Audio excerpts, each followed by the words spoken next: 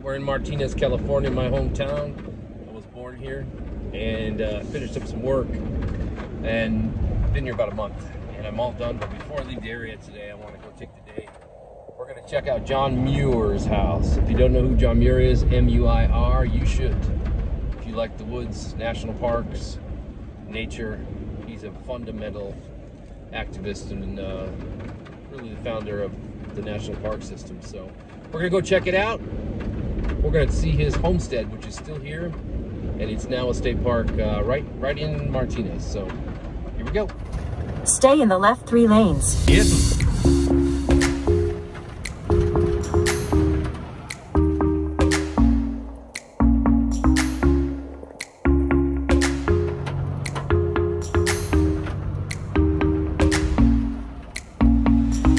Take the exit, then keep right onto Pleasant Hill Road North.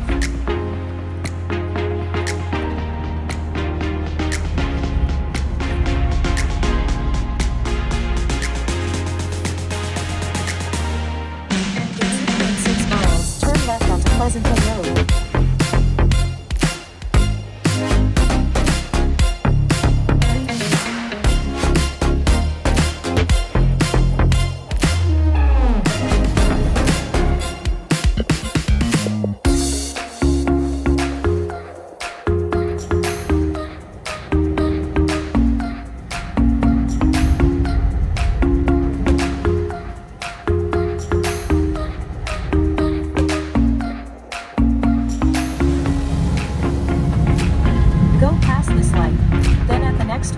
Turn left.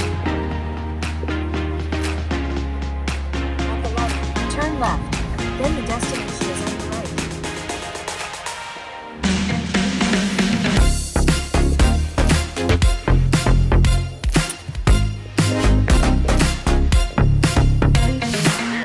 There's the house. Take a look at that. Take a close look. If I can get it down in here. The moon is right between those palm trees, or right between the palm trees. The tower on the top. Alright, let's go check it out. I think we gotta enter in here.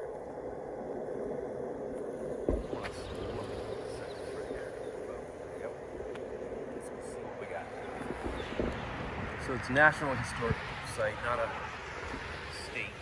Parking lot closes at 5, okay. Oh, you know what? I'm gonna need my wallet. Let me stop. Vincent Martinez Adobe, 1849. John Muir home, ranch home of John Muir, 1838 to 1942. Check the picture of that. Alright, let's go in.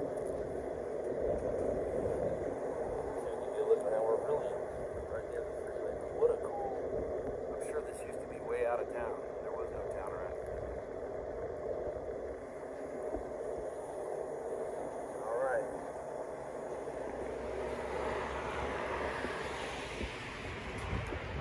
Open daily, free admission. I like it. 10 o'clock. We're early. A little bit early, so we got about 20 minutes. I think I'm going to go ahead and head just drive around town a little bit, see the downtown. I've never been there, so let's check it out.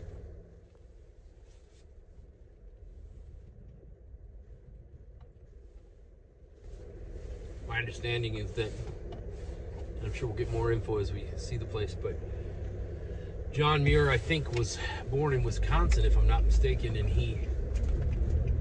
I read one of his books once on a long road trip. Actually, listened to an audiobook, and then I bought the book too. I have it right here in my car. Actually, here you go. It's a little dirty. It's called 1,000-Mile Walk to the Gulf, and this was his first book. And it's just his notes and memories of leaving his home and just walking. He just took off walking, and this is why I really feel like we're the same kind of person in a lot of ways. He just loved nature, and in his case, he was an amateur botanist. So he wanted to just go explore America. At that time, in the I think it was 1880 something, 1870 something. We didn't have a road system. We didn't have, tons of automobiles. I don't even know if we had automobiles. Everything was still pretty much right before everything changed with electricity and cars eventually. And he was right at the end of an era, sort of. And he kind of knew it, I think. And he started walking. He wanted to walk to Cuba. So he walked down from Wisconsin. Now picture this. No real roads. Maps weren't reliable. He just took a leather backpack and his books and maps and hoped that he would find food and water along the way. And at that time in history, you could do that. So it was just post-Civil War, I think. So 1870s, right? I think, is it 1850s or 60s? And he relied on the generosity of people that he would find to let him sleep in the barn. There's a couple accounts where he stumbles into somebody's yard, starving, hadn't eaten in a week, something like that, and they took him in for a night or two, and then he'd move on down the road, drink water out of the rivers as he found it, and that was all he carried. I mean, I think about it now as a thru hiker. We got all these technologies and ultra fancy down jackets and everything. He didn't have any of that, and he was robbed a couple times, but he really didn't carry any money, so they let him go, and he ended up getting all the way down to Florida, and at Cedar Key, which I've been to Cedar Key down there, he got malaria, which they still had malaria in Florida, because it really was just a swamp. He was hacking through the swamp in Florida in the middle of summer, and I can't even imagine that. This guy must have been really tough. So he finally made it to Florida. I think he did get to Cuba. I'll have to remember that, but once he got on a boat, he wanted to head to California. He heard about the Sierras, and of course they weren't unknown, but very few people, no one had ever really gone back up in there and really gone in there and studied plants or the animals, the geology and all that. So he made it to California, and he went up into Yosemite and walked into that valley and went, oh my God, and just knew that he was home. And the Sierras became his home. He lived up in there for several years at a time. Finally, when he got older, very similar to me, he loved being alone, but you get lonely too. So eventually he came down out of the mountains into Martinez, which he didn't really want to do, but he met a woman, and I think she was a teacher or a writer as well. Perfect match for him, because she knew that he was a mountain man, he needed his alone time and all that. But he raised some children, and in this house, this was her father's house, I think. And then when the father died, they moved into the big house, and that's where he lived until he died. And most of his works were done up in that writing office that we're going to hopefully get to see, where he would write President Roosevelt, because he went back up into the Yosemite Valley towards the end of his life when he was older, in his 60s or 70s even, and it had completely changed because industry had taken over. They were cutting all the redwoods down. They were trying to block up the rivers, and all they saw was money, money, money, money. And you can see that he was right. He predicted that if we don't stop this, if we don't preserve these lands, especially a place like Yosemite, it would have been gone. Because look around you. Look around you. City, city, city. California is a giant friggin' city. Anywhere that's that used to be beautiful is either preserved because of his hard work and others, but mostly him and Roosevelt, or it's gone. This used to all be a beautiful valley here, and it's just city. It's happening to our country. It's always been happening, but we're reaching a point of population now where it's going fast. And places that even 5 or 10 years ago that I used to want to go move out in the middle of nowhere, like Wyoming, Arizona, places, they're filling up with people. As technology changes, Elon Musk has now created a really cool thing of satellite internet, but that's going to put everybody right out in the middle of nowhere, because they'll realize, hey, I can work in the middle of nowhere with satellite internet. And they will. And all the open lands will be gone eventually. Might take another 50 years. But he saw all this happening before it ever happened. so he's a real important reason we have Yosemite, Grand Canyon. All the park systems was developed because of his work with Roosevelt. And then that spread really to the world because other countries now have national parks. If you go to Brazil or you go to even Russia and places, they have national preserves and stuff. That didn't exist. That idea was his, mainly. That did not exist in other countries, so they adopted the American philosophy of, hey, we better save some of this land. Go to the Philippines, you'll see national parks. So John Muir has a huge influence on the last 150 years of preservation. And I'm not, I'm not a super hippie or anything, but I do see, one thing I detest, and it's the thing he hated too, is, I think there was a quote of where he arrived in San Francisco, and somebody said, can you give me some directions? And the person said, well, where do you want to go? And he said, anywhere out of here. Because, and you can imagine, that was in 1890 or whatever. San Francisco now is hell. And they've just ruined everything. People have ruined everything, and they always will. And there's a few people that were lucky enough, did enough work, had enough clout briefly in history to stop some areas from being destroyed. And that's why we have a national wilderness, we have a national park system, national monuments. All of those things started with him. So he's kind of my idol once I figured out who he was. And then I found it really interesting that he was living here in the place I was born. So like I told my friend, if there are past lives, maybe I'm John Muir, came back in Martinez. Gonna be cool. So let's go take a look.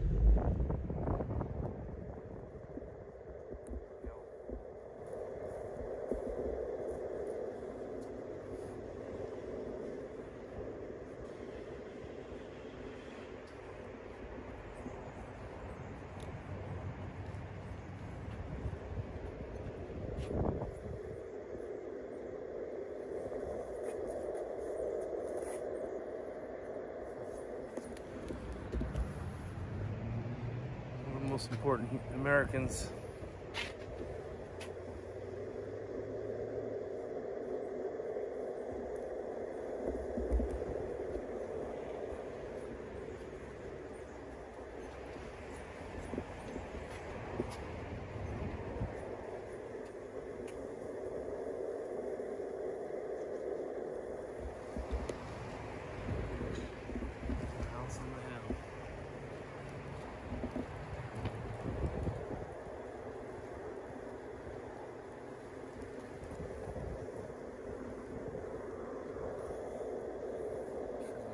Trees, but this is where he had his orchards.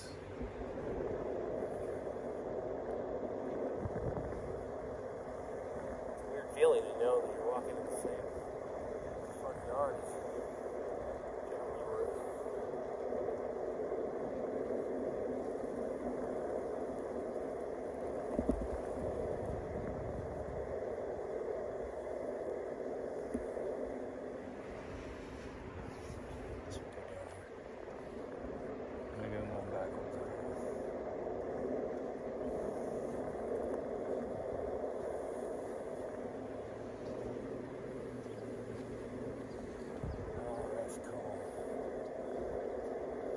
Olives, 1910. Olive trees.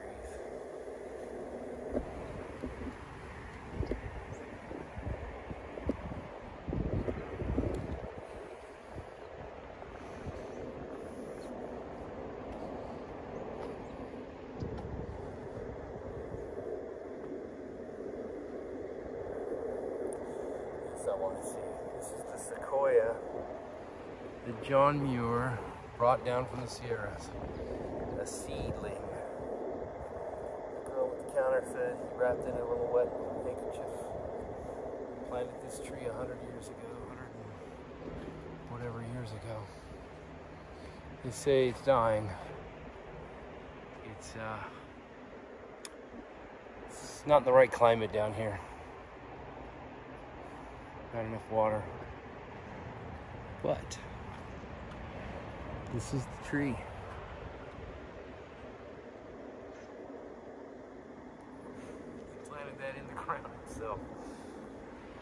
I'd like to see what it looked like now, huh?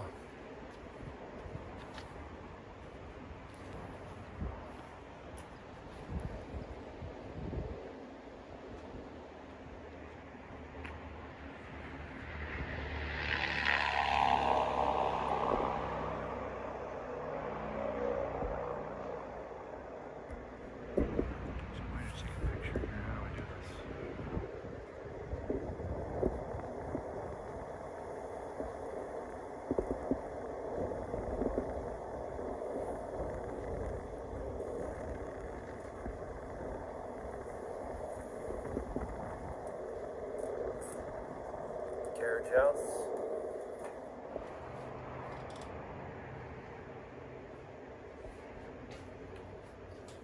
Look at that old buggy in there. God, we're living in the wrong time, man. This was better life. Just real, slow, quiet. I'm with him. Get me out of this city crap. The problem is we're running out of places to go. Oh man, what do they got back here?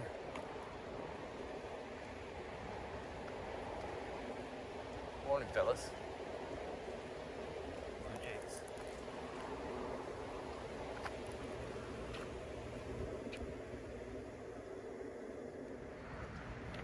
And this is a cool spot, and she was saying how this was all, they've got 9 acres here now, but it used to be 2,000 acres. All this was just part of the property, part of the open area, and it's all been sold off, and it's gone now, and you got a freeway right there.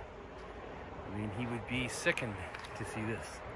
And this was town, and it was too much town, even without the freeway, and I feel the same way. I don't feel right in civilization. It's kind of weird.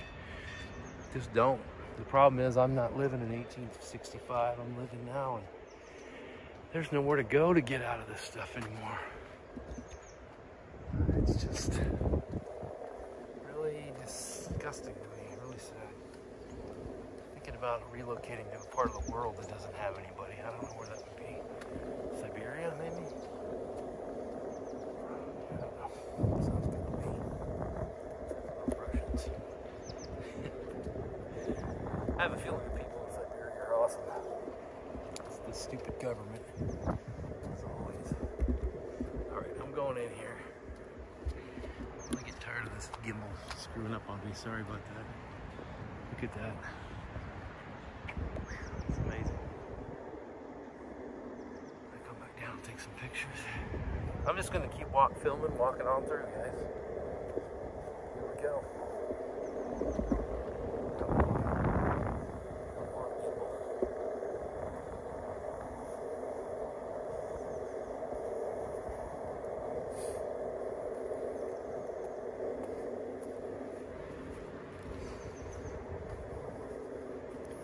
Okay, this is a weird feeling. I've seen this building in pictures.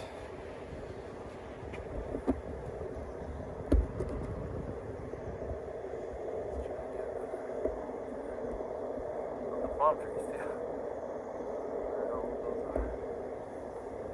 They're pretty old, but I mean, they could have been here originally, I suppose. I thought they were.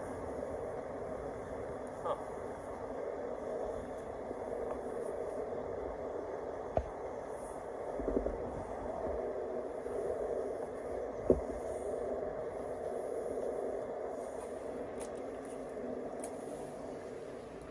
Hey, how are you? It's okay to be filming? It is. Wonderful. You got a newbie. Excellent.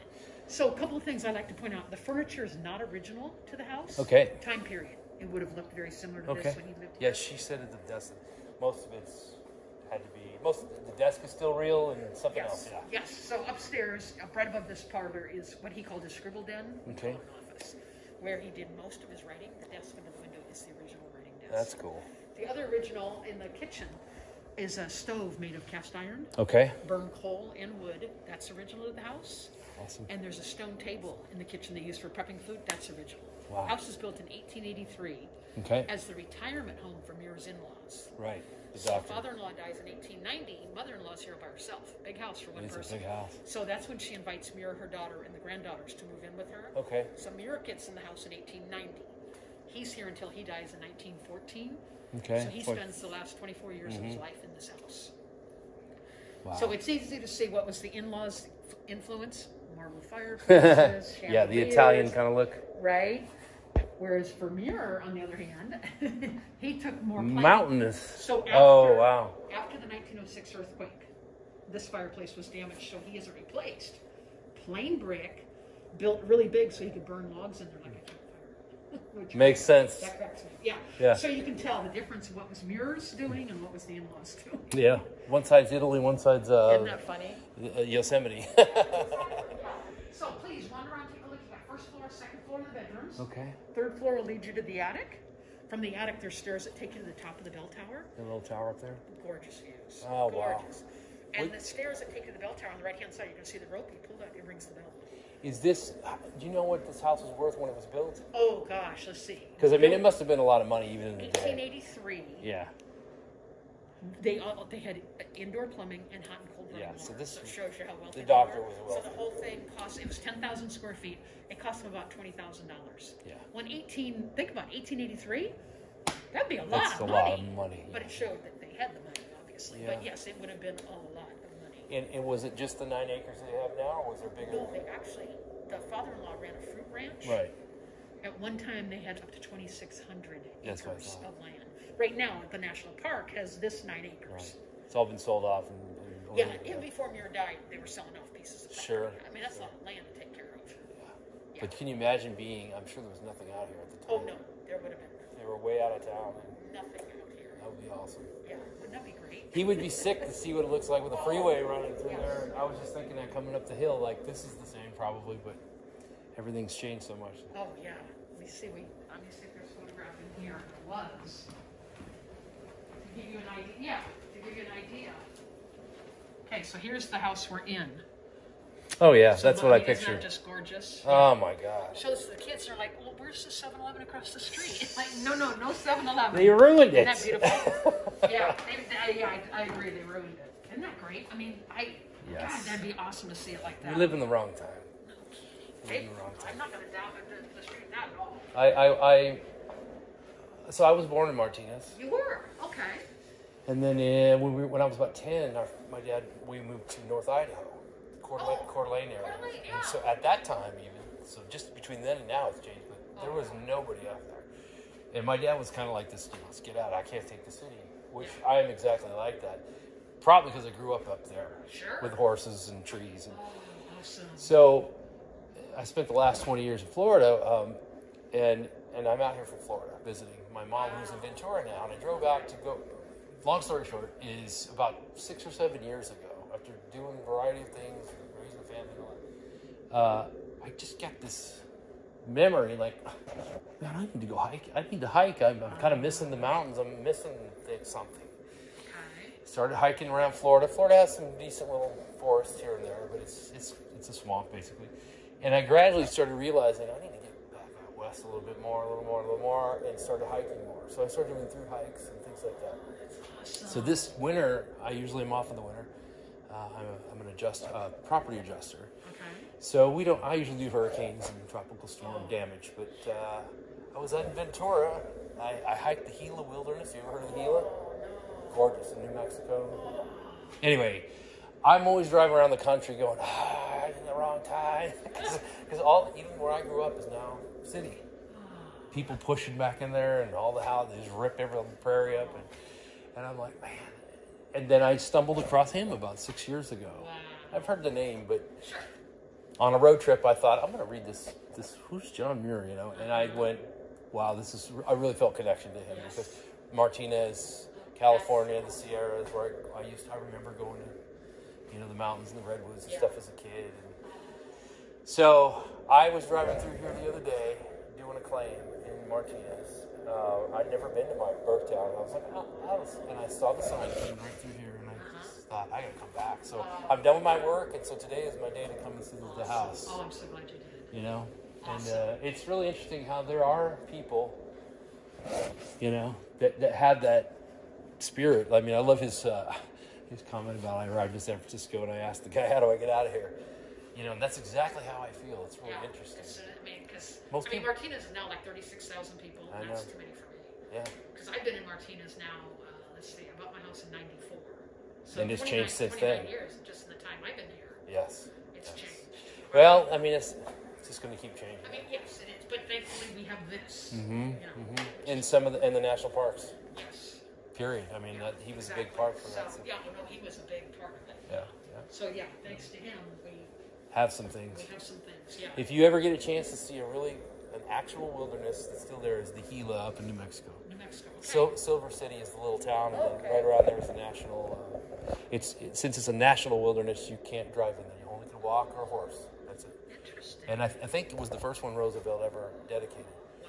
So it's still just like it was 200 years ago, except for the natives aren't there. Oh, yeah.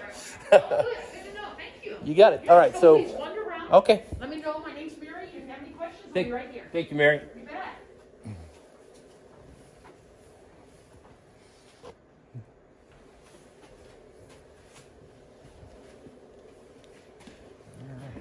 Kitchen's neat. Oh, this is cool.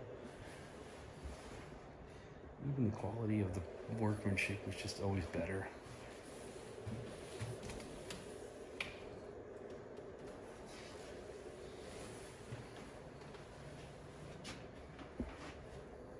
I'm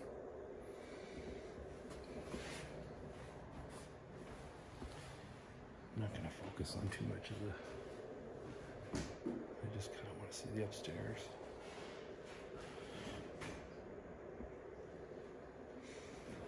I really wish I lived in these times.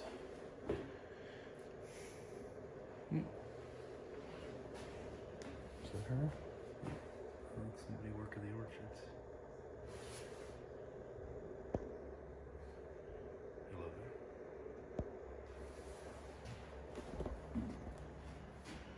Look at that stove. She said, oh, and this is the original prep table.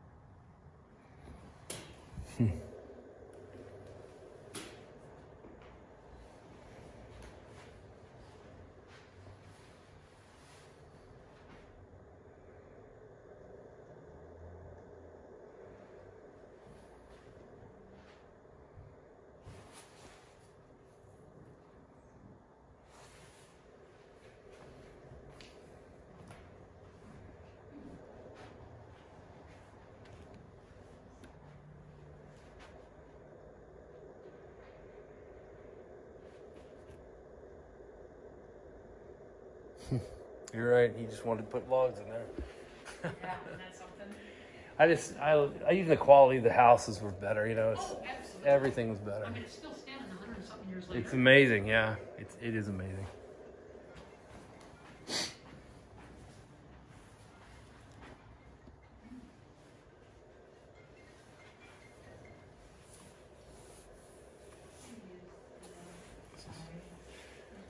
It's actual marble. This one, his father-in-law was a doctor.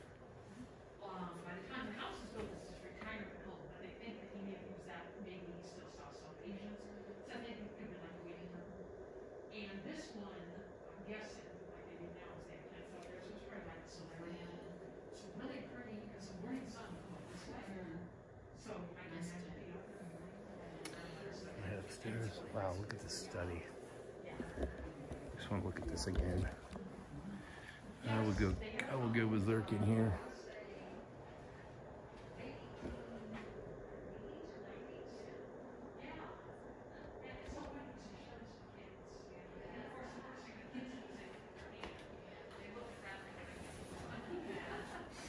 All right, let's head upstairs.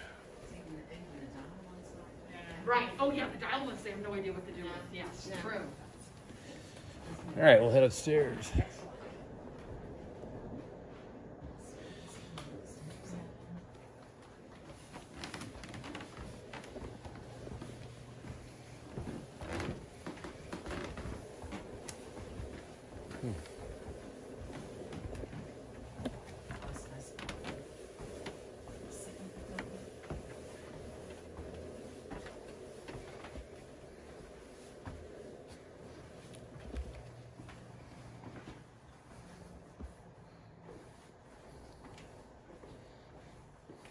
What a cool house.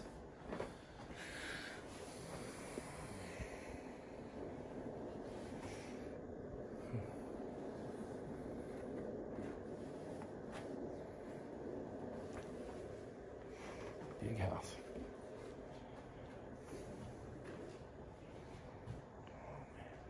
This is the desk. This is his office. Trying to get this thing. There we go. Sat right there.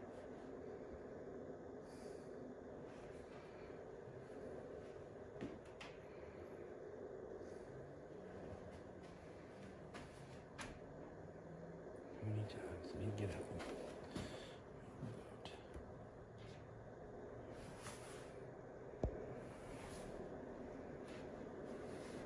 Little sink.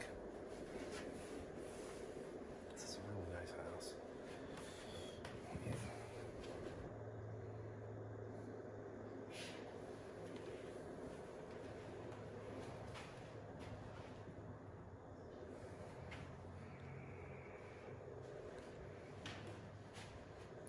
Helen was John Muir's daughter. Hiking, climbing, riding horses, my kind of girl.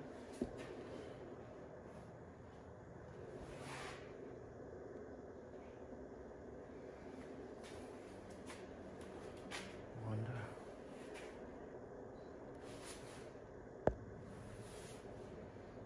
Ran out of battery. Look at that. That's their actual words.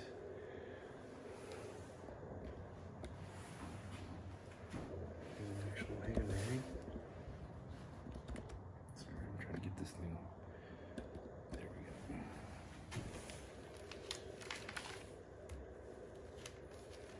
Got their letters. That's cool. Recipe book. Oh, recipe book. Huh.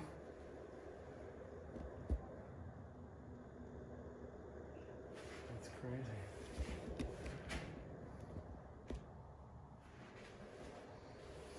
Okay.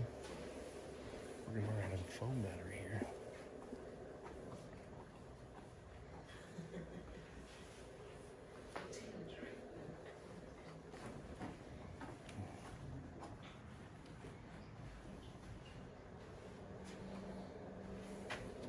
Hey.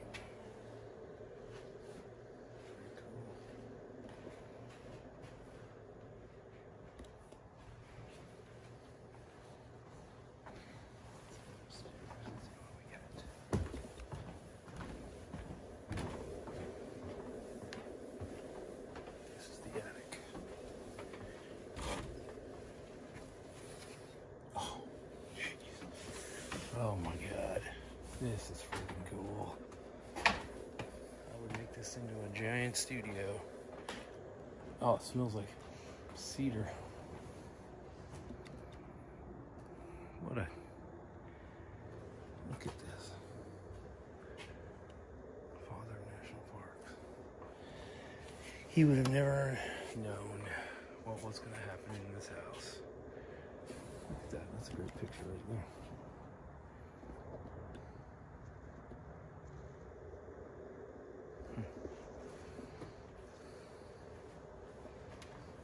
I'm going to move a little quicker because this will take all day. Come and see this place again. I think there's plenty to see here. There's all this old period antiques. This goes up to the bell tower. It had a freaking bell tower. Never thought I'd be here. This is so cool. This must have been an amazing view. I would have come up here, smoke a cigar. It's got the original glass. I can see from the imperfections in it.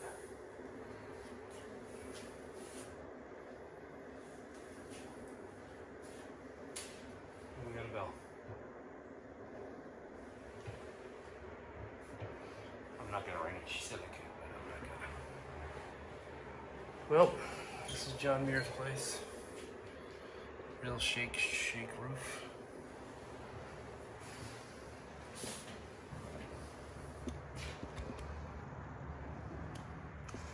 And as you saw from those photos, all of this city was all just valley, orchards, and trees. Wild and orchards. Now it's city. And that says what we have is a problem. We have too many people. I hate to say it. There's no way to fix it either. Unless we find another planet.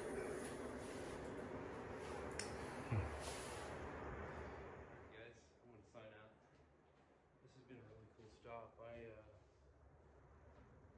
didn't think it'd be this cool. I really like it. John Muir was a really important person, and I feel very connected to him. Just from his words, you can, certain types of people, if you're nomadic, if you love the woods, if you love nature, if you'd rather be in a wild place than even in this place, you're one of our people. And even if you're not, if you just can appreciate this stuff and preserve it, it is sad to look down and see a 7-Eleven right there and the freeway right behind me. You can hear it. It is really sad. And if you get on that freeway, you'll see traffic you wouldn't believe. But at least we have this. All right, on to the next adventure. Thanks for watching, guys. See ya.